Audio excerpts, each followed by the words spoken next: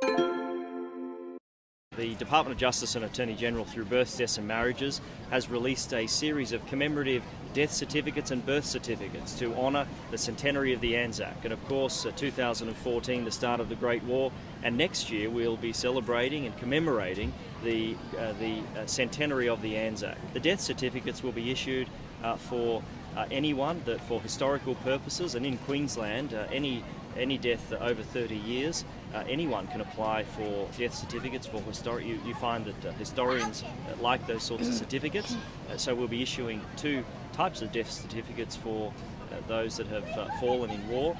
The birth certificate will be available for the next 4 years, and I'm really excited about this birth certificate because any bub being Queensland born over the next 4 years will be entitled to a commemorative birth certificate.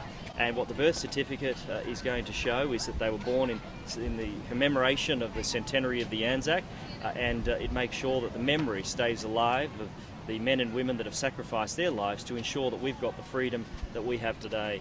$5 from every death certificate will be going to a reputable organisation named Soldier On.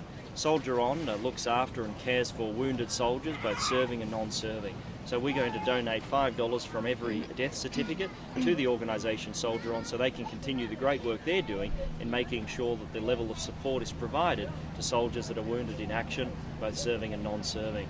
The information's up online now so people can obtain information, and the application process is no different to a normal application process for a birth or death certificate. It's so important that the legacy is never forgotten, and I don't think Australians, I don't think Queenslanders ever will forget the legacy. Just the sheer turnout this morning at the dawn service and the services right across the day on the Sunshine Coast and around Queensland, I think it shows that Queenslanders will never forget the legacy. It will live on, but particularly I'm pleased to see so many children and young people out today making sure that those family members who are in the Defence Force or have served in the Defence Force in the past or present, certainly their memories live on, and the great work that they do continually gets reminded to us, and we acknowledge and respect that in these services today.